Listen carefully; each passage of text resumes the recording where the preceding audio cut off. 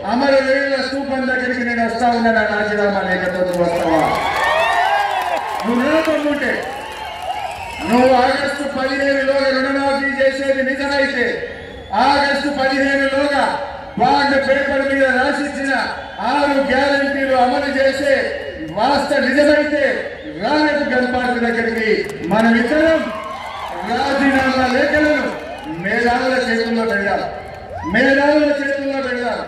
August 15లోగా నువ్వు 6 గ్యారంటీలను రుణమాఫీని అమలు చేస్తే నా రాజీనామా లేఖ తీసుకుపోయి స్పీకర్ గారికి ఇస్తారు.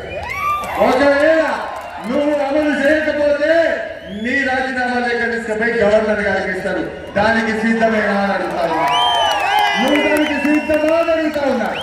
తమ్ముంటే రా, నువ్వు మాట మీద నిలబడి పెట్టారా?